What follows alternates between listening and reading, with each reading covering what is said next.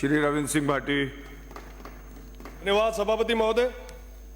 आज के विधेयक पर राजस्थान भू राजस्व विधेयक 2025 पे आपने मुझे बोलने का मौका दिया। मैं तो माननीय मंत्री जी से यही निवेदन करूंगा कि कई सारी चीजें जो मेरे से पहले अजमेर से आने वाले सदस्य, भरतपुर से आने वाले सदस्य ने कही, निश्चित रूप से उस पर विचार किया जाना चाहिए। हमारे किसान भाई और तमाम वो लोग, उनके हितों के साथ, उनके अधिकारों के साथ कोई खिलवाड़ नहीं हो, इस पे पूरा ध्यान देना बहुत ज्यादा जरूरी है। और साथ ही साथ एक बहुत बड़ी समस्या पश्चिमी राजस्थान की मैं आपके संज्ञान में लाना चाहूंगा। जब से हमारी सरकार बनी है, पश्चिमी राजस्थान के लोग बहुत खुश थे कि साहब ये सरकार उनके हित के लिए, अधिकारों के लिए कई नए कदम उठाएगी।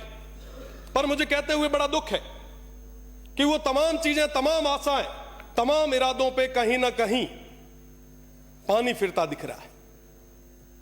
साहब, आज के समय में मेरे हाथ में कई सारे कैबिनेट्स की प्रेस नोट्स हैं।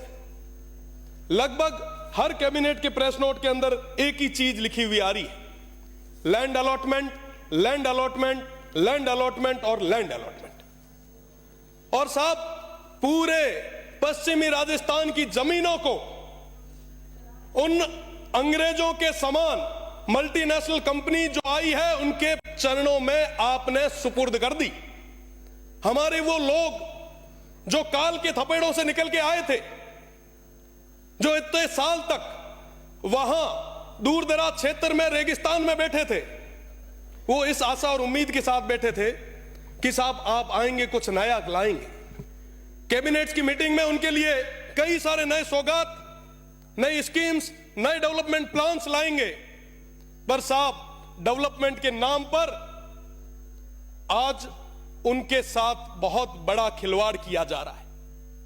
आखिर गुनहगार कौन है? ये जमीनें किसकी है? किस शर्त पे दी जा रही है?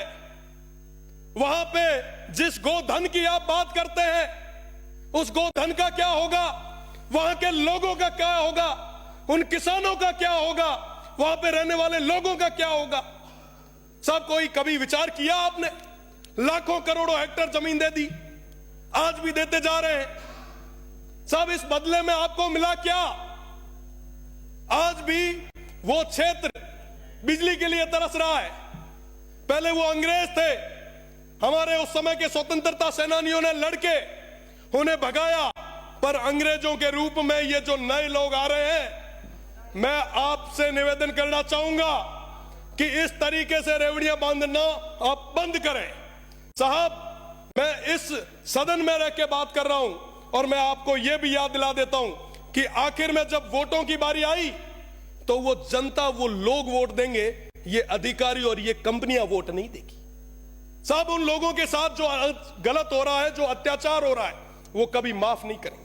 मैं आपको बताना चाहूंगा, लगभग सारे कैबिनेट मीटिंग, 16 जून को कैबिनेट मीटिंग हुई। पहला ही पहला डिसीजन हमारी कैबिनेट का क्या रहा? यहां पे कई सारे माननीय सदस्य भी विराजे हैं, वरिष्ठ, आप पढ़े, आप देखें, हमारे दुख को आप समझे, हमारी पीड़ा को समझे। और हम ये इसलिए कह रहे हैं क्योंकि आने वाली पीढ़ी आपसे और हमसे पूछेगी कि साहब, ये जब रेगिस्तान खत्म हो रहा था, ये वन्य संपदा खत्म हो रही थी, तो उस समय आप क्या कर रहे थे? साहब, भगवान के लिए ही सही, पर उन लोगों के साथ जो कहीं ना कहीं अनपढ़ रहे, इस तरीके का अत्याचार आप ना करें।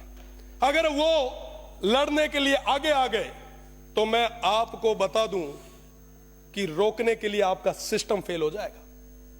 वो मजबूत लोग हैं जो 75 और 61, 65 और 71 की लड़ाइयों में जिन्होंने अपने सिर दिए, उनको हल्के में ना आंकें, उनके साथ इस तरीके का अत्याचार ना करें। उनकी जमीनों को कोड़ियों के दाम पर आप मल्टीनेशनल कंपनियों के चरणों में न दें।